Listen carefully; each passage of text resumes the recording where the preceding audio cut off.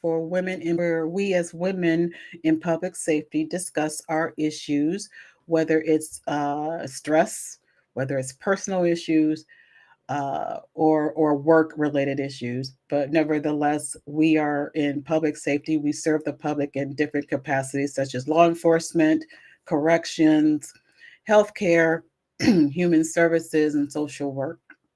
I want to welcome you to episode 7. By the way, I wish everyone a prosperous and blessed 2024.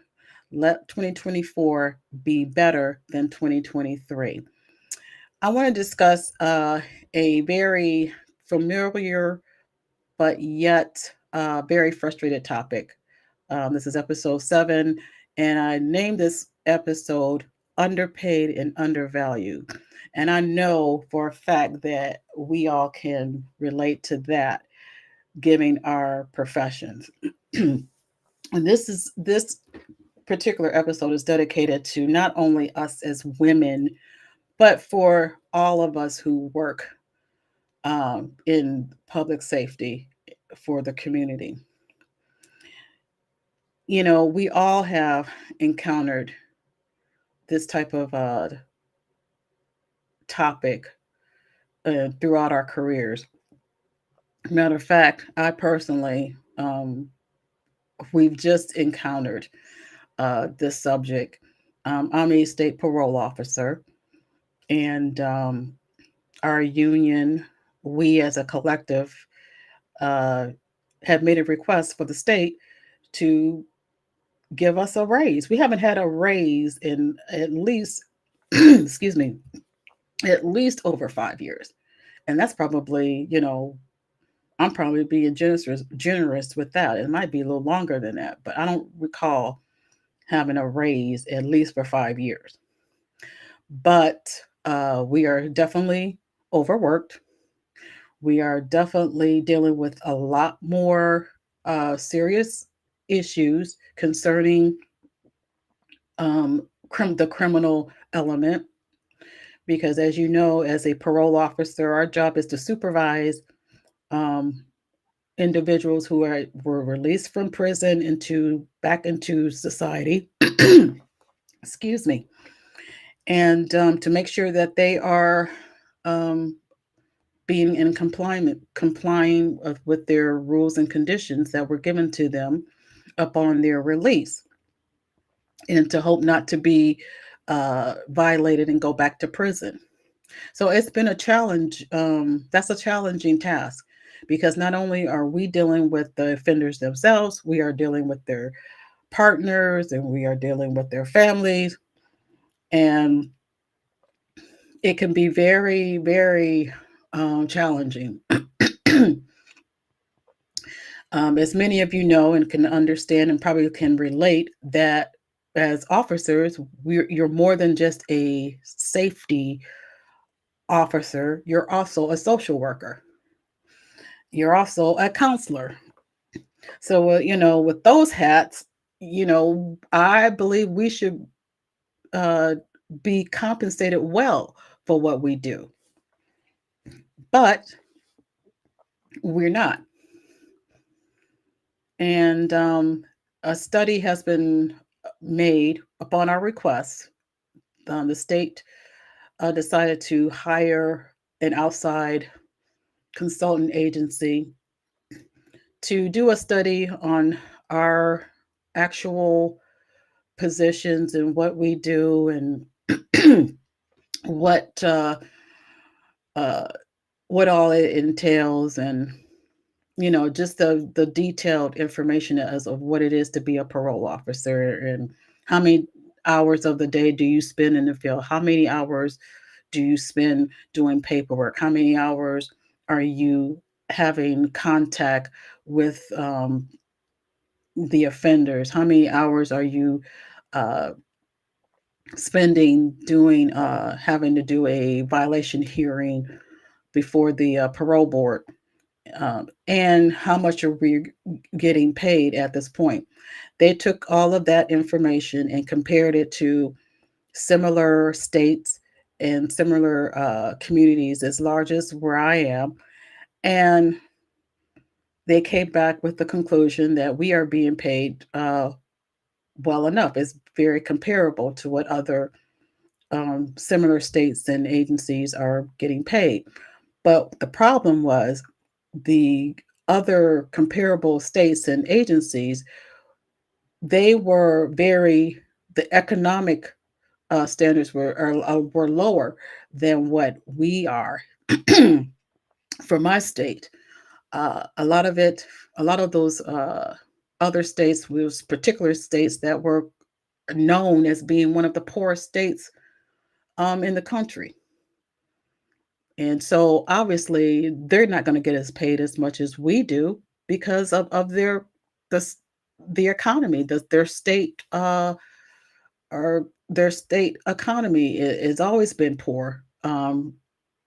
So poor than, comparable to the other 50 states. So, I mean, it was not an equal comparison anyway. So they took that and then, determined that we make, more money and make adequate money, and that you know, we shouldn't get a raise. And a lot of my colleagues have, a lot of my colleagues have held off on retiring because they wanted to see the outcome of whether they receive a nice pay raise, then they would consider staying on longer. But after hearing this, that we're not going to be getting a raise, then a lot of people are going to decide to just go ahead and take an early retirement, or see what they can do to retire, uh, and just leave. And I definitely do not blame them at all. I want to see what my options are, and to see, how much I can live on if I retire. Because honestly, I'm not near, I'm sorry for my throat. I'm not near ready for retirement yet. I still have another maybe 8 to 10 years. And honestly, I don't know if I can go that long anymore, because we're understaffed, we're underpaid, we're undervalued. It's not, I don't see it getting better. But that's my experience.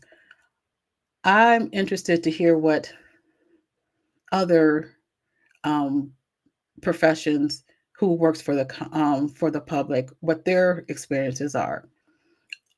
Perhaps maybe you actually are being well compensated for what you do. You may work for an agency or governmental agency that really hears and value your work and have you have your back in terms of wanting to make sure that you're taken care of. I definitely want to hear from you. I also want to hear from those who who are experiencing the same dilemma as I have. I am opening up the invitation to become a guest on my podcast. Obviously, for your sake of your job, you may, just talk in generic terms. You don't have to give names and, what agency, you work for. I mean, you can tell what your job is, but you don't have to be specific in the state and agency that you work for. Um, but I want to hear from you. Another factor that I know myself and my colleagues are disappointed is our union. As a law enforcement officers, whether you're in corrections, police, probation, parole, we are unionized. And our union, we're very disappointed in our union. We feel that our union is not fighting for us, being an advocate hard enough for us. And it is very disappointing. And then, you think about, well, what am I paying my union dues for? Why am I paying union dues when you guys are not doing anything for us? So a lot of us have stopped paying union dues. I think, that's another, that may be another eye opener. When a lot of people, stop paying their union dues, maybe, the union itself, the organization of the union may, take another look, take a second look because, now they're not getting any money. So, I mean, there's ways to maybe, let people know, let our administration know how serious we are. Can we go on strike? Maybe. But again, I don't think in our contract that our particular contract and state that we can't really go on strike. I don't know. But it is it's very frustrating and I'm very disappointed. It is now making me realize, well, what do I want to do for the next 10 years? Well, I mean, not even 10 years. What do I want to do for the next 5 years or 3 years? Do I want to stay in this type of profession or do I want to do something else? It's something that I have to seriously think about. And maybe a lot of you are in that same position. You may love what you do.